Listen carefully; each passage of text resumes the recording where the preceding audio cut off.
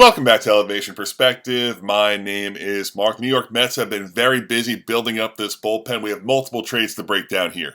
Earlier in the week, the Mets acquired Gregory Soto from Baltimore. They did not stop there. On Wednesday, the Mets acquired both Ryan Helsley from St. Louis and Taylor Rogers from San Francisco. This is absolutely massive for the Mets.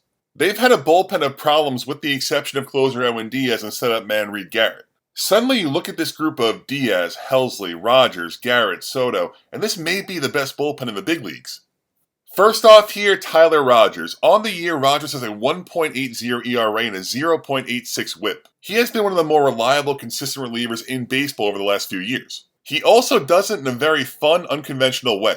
You look at almost all the top relievers in the game, and you're going to find high velocity and a lot of swing and miss. That's not the case with Rogers. He is a weak contact ground ball specialist who thrives with his funky submarine arm angle. I think he is such a weapon for this Mets team when you have Edwin Diaz throwing 100 miles per hour and now Ryan Helsley throwing 100 miles per hour. To have a guy to totally throw off a hitter with this unorthodox delivery, completely changing the eye level of the batter, I think it's a really good get for the Mets. I do think the Giants did pretty well with the return here though. Drew Gilbert, Blade Tidwell, and Jose Butto. Drew Gilbert was once viewed as a top prospect. He has lost some shine, but he's been on a really good run at AAA. Do I think he's going to be a star and above average player like he was once viewed to be? No, I don't think so, but I think he can be an everyday replacement level regular or a fourth outfielder that can help you, and he has 6 years of club control here for the San Francisco Giants. Blade Tidwell is a big stuff guy. His numbers have popped down in minor league evaluations in the past. He's got pretty good strikeout numbers in the minor leagues, but I think most evaluators and scouts think he's a long-term reliever.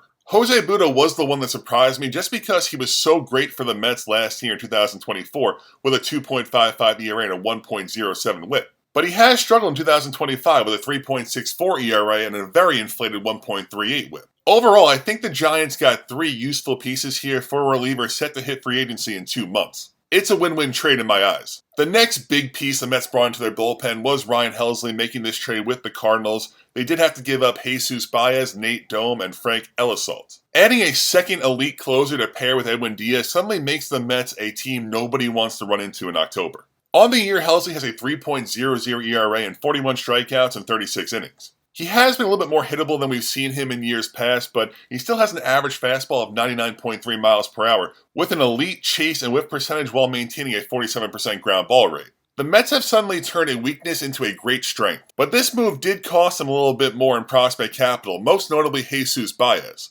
Jesus Baez is a 20-year-old shortstop who has skyrocketed through the Mets minor leagues and up prospect lists. He's projected to have a plus hit tool and grow into solid power. Baez now slides in as the Cardinals' number 6 prospect.